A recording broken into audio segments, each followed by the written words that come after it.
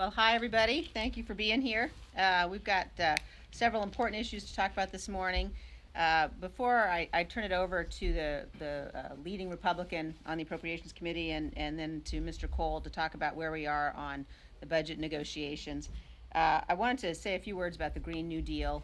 This is one of the many issues that we've been dealing with in the conference that we'll continue to deal with. There are hearings, as you all know, across multiple committees on this issue. We had hearings yesterday in the Natural Resources Committee on the Green New Deal, on the extent to which, we've really seen the reality of what the Democrats have proposed. The reality is that they have said they would attempt to eliminate all planes, all air travel within a decade. The results would be the elimination also of gasoline, the elimination of cars as we know them now.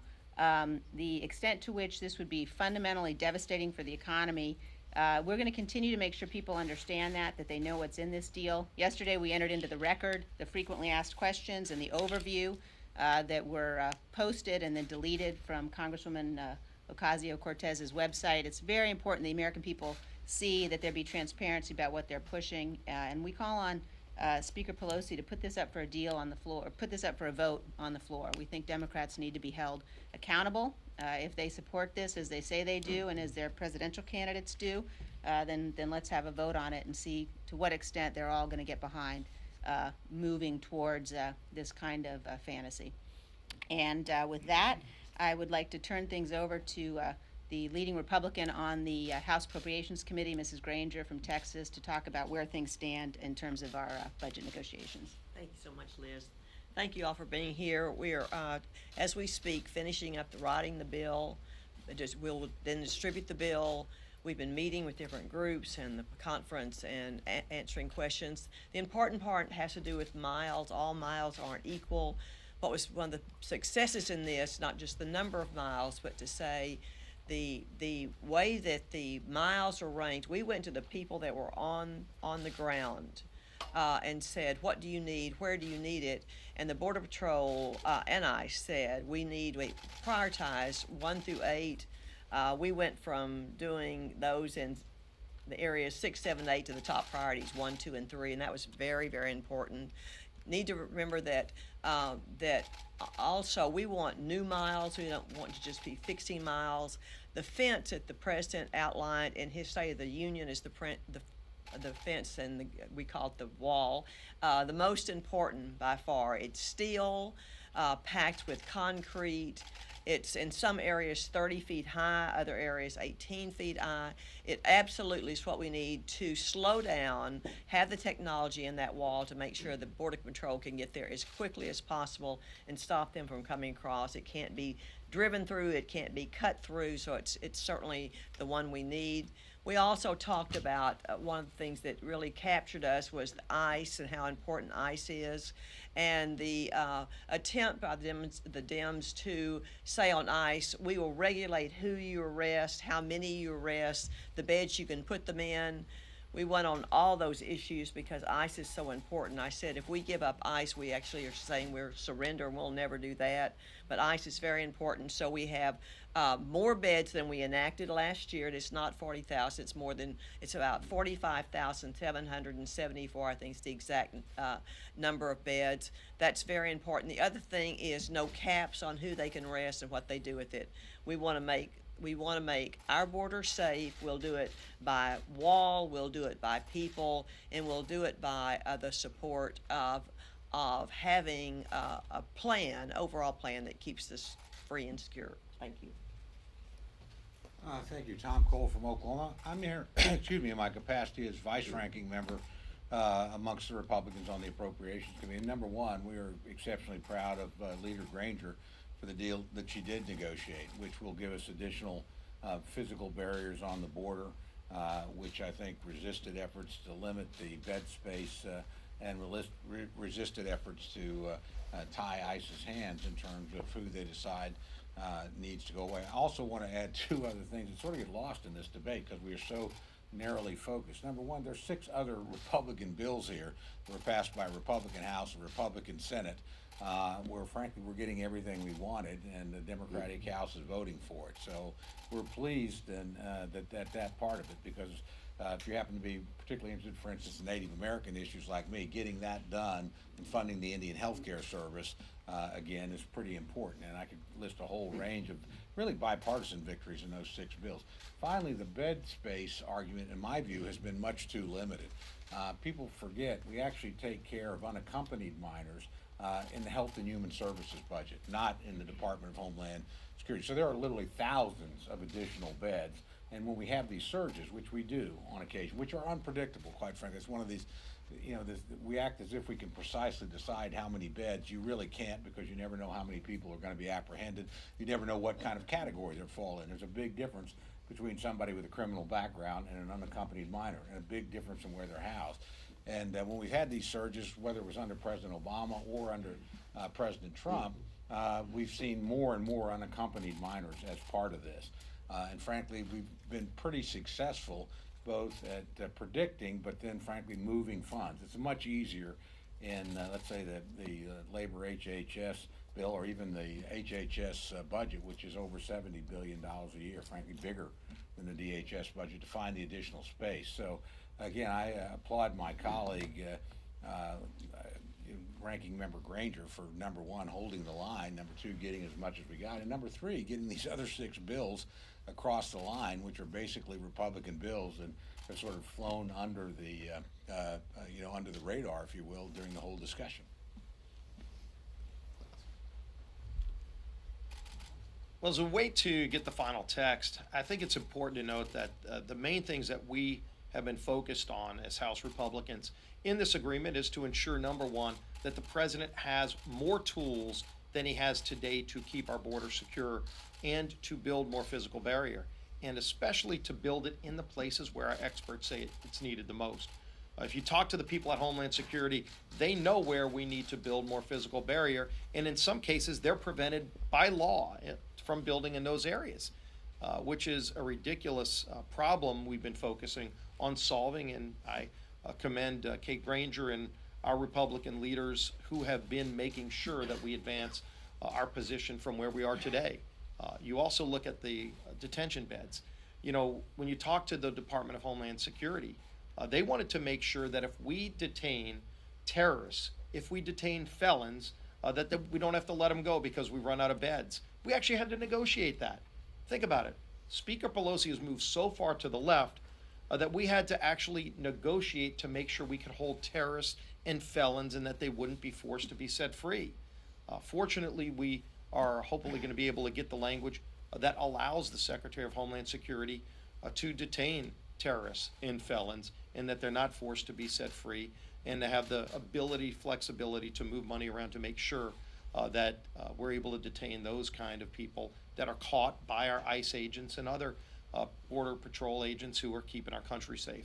So at the end of the day, we want to make sure that we can build more physical barriers to protect more areas of our border, and I'm hopeful that that language will come out shortly and give the president those extra tools. On another front, I know we have been speaking out against the growing anti-Semitism that we've been seeing from some of the Democrats in Congress. We've been disappointed that their leadership hasn't been strong enough in calling that language out. You can see even with Congresswoman Omar in her recent statements, she had to apologize, but as she unequivocally apologized, she actually equivocated in that apology and went back after some of the same organizations that she had criticized before. And so it's not a true apology. And frankly, I don't think she should be sitting on the House Foreign Affairs Committee, getting those classified briefings about some of the very countries like Israel that she has been speaking out against. And I think that's a concern. I think Speaker Pelosi ought to remove her from that committee, and she hasn't done so yet. So we need to see more strong action taken by the Democrat leadership against the growing anti-Semitism that we're seeing from their party. We're going to continue to fight for these issues. We're continuing to fight to get the Born Alive bill brought to the House floor. We've been making motions of unanimous consent that the Democrats haven't been recognizing. But ultimately, we're going to move a discharge petition if they don't bring this bill to the floor. The fact that Democrats still allow some states to murder a baby after it's born. After a baby's born alive, outside of the womb, in some states they can still kill it. That's murder. It should be crystal clear all across the country that it's not allowed and that it would be murder if it's done. That's what our bill does, and Wagner's legislation that she's taken the leadership on. It ought to be brought to the House floor for a vote as quickly as possible, and we're going to continue pressing that issue. Good morning. I want to start by first the most fundamental right and responsibility in the world, protecting life. As Whip Scalise talked about last week, numerous House Republicans' effort to bring up the bill, Born Alive Protection Act. We've made unanimous consent recommendations and requests, denied every time. But we will do it again and again and again. Because this bill simply says this: if a child is survived after attempted abortion, that they should receive mandatory medical care. The reason why do we have to bring this up?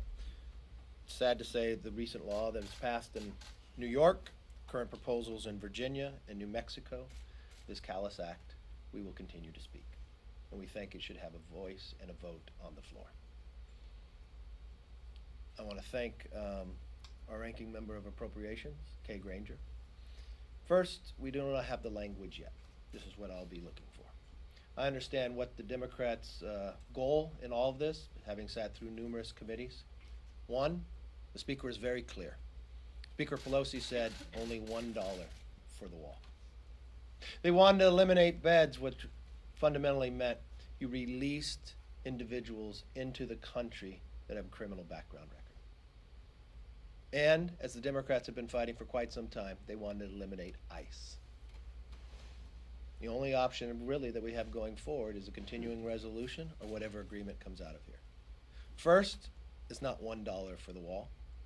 They did listen to the experts. It's not as far as I would have liked on the amount of money. The president still has an option to put more money in. The question that you'll look at, does he have the ability to build the barriers in the areas the experts requested?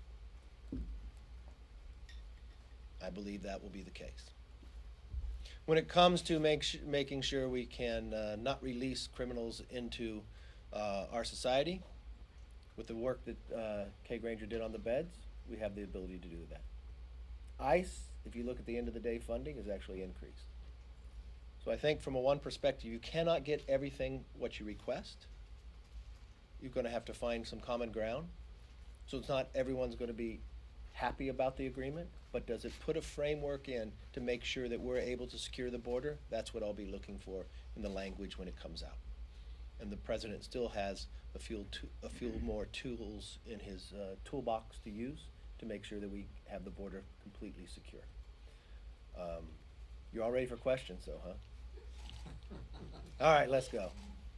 Do you have assurances from the president that he will sign the border security bill? Well, I don't think the president should assure anything until he reads the bill. That's why you haven't heard from me until I see the language, until I know what's inside it. This is the framework of what has been reported, and I'll read the language. I know the Democrats have changed the rule. We had 3 days. They went to 72 hours. But I understand they're going to break their rule already. So I'm not sure when we'll vote on it, but one thing I want to make sure is that we have enough time to thoroughly read this bill before any vote is taken. Yes, sir? Just to be sure, both you and Mr. Scalise, I understand, are not right now backing this bill. No, let me be very clear. I back the framework of what I understand it to be, but why would anybody say they're voting for something that they haven't read yet? So I know we've been through a lot of discussions. It's been the 4 individuals on appropriations. So let's see the language. Let's read the language. But if I look at the framework, I support the framework of this bill. Would that hinder momentum for this package? No, I think the framework is there. Even if you listen to the president, he looks at the framework. Yeah, he would like to have more money. I'd like to have more money for a barrier there. The president still has some options to make sure we get there as long as we have the framework to provide that to him. I think that would be the goal. If I look at a continuing resolution, I think that would constrain things further. Yes? Mr. Lynn, not to put too fine a point on it, but when we were in this situation last time, Yes. the president listened to the Sean Hannitys of the world, the Mark Meadows and Jim Jordan's of the world, and he pulled the rug out from under you at the last minute. What makes you think he's going to listen to you and members of Congress this time instead of listening Look, I think at the end of the day, the president's gonna look at the bill and make a judgment based upon what's in it. Same way I will make a judgment based upon what is written. They're trashy. I mean, Sean Hannity's out there trashing this proposal. Okay, well, let's sit there and read what it is, and let's understand, does it give us the ability to secure the border? That's all of our goals to do. Last question. Yes. I was hoping Congresswoman Granger could walk us through those remaining sticking points that we're hearing about, violence against women and the federal back pay. What is the status of Well, those? if I could first take on VAWA, because that's different than from the appropriations. We do not want to have VAWA expire. We want to extend it out. That will become a question down. Hopefully, Speaker Pelosi would not want to have VAWA expire, which would be on Friday. That's why we would like to add that and make sure it's in. Did you have another question for? Okay. And federal back pay as well, that's another outstanding issue we're hearing about.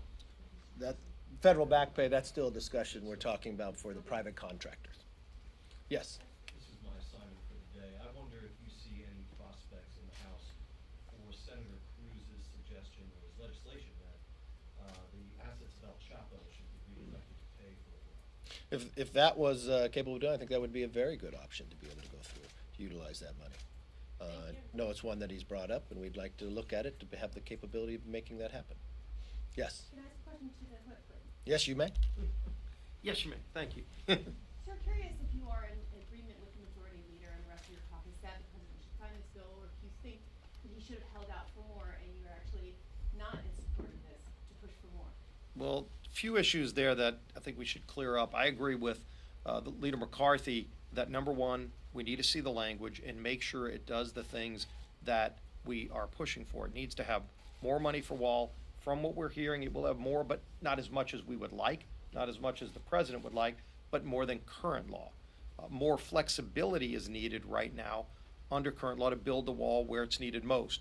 Where our Border Patrol experts tell us are the areas where the most drug trafficking, the most human trafficking is coming across our border is where they want to build wall. And in some of those areas, they're prohibited in current law from building it there. Hopefully some of those prohibitions get removed so that they can start building wall in areas where it's needed most. Those are the things we're looking for. Obviously, if that's in there no poison pills, then I would support it. And I think the leader indicated the same thing. If they're poison pills, and that's where Leader Granger is working to make sure that they don't put language in that would set us back from where we currently are. And I think that's what the president's watching as well. But as it is extended to the 1.375, you do not agree that the president should sign this as is? I never said that. I said the president is looking to make sure that whatever deal is agreed upon is going to put us in a better position than we are under current law, where we'd be under a CR. Under a CR, we wouldn't have some of the flexibility that we're trying to get in this bill. The president wants more flexibility to build wall where it's needed most, and in some cases, he's blocked in current law from building it there. If this advances that, removes those prohibitions, I can't speak for the president. Obviously, he wants to read the language too. In terms of what I'm looking for, I want to see us go further than we are today. We voted, by the way, in the House when we were in the majority. Kevin was the majority leader at the time, and as the whip, we helped get the votes to pass a bill to fund the full $5.7 billion. We passed that through the House. Some of those folks that opposed the bill that time, they were opposing the Senate bill that didn't have that money. When Pelosi told the president the House couldn't pass it. Well, guess what? We did pass it. We funded the full $5.7 billion. We're not there today. We're not gonna probably get as much as we would like, and surely not as much as we passed when we were in the majority. Shows you why Speaker Pelosi doesn't support the same kind of border security that we support when we were in the majority. But you do intend to vote for it? I haven't seen the language. I want to see the final deal. Let's be very clear. I think we should see the language. Is it enough for the wall that we requested, more than $5 billion? No. But is it a down payment? Yes. Does it give the president the ability to build more wall?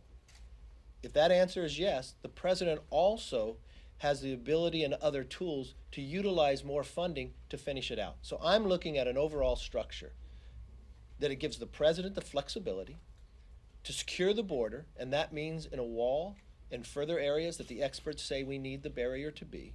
And does it provide that we have the number of beds we need to make sure criminals are not released into our society? And is ICE have the funding they need to do their job. These are three elements that the Democrats wanted to eliminate.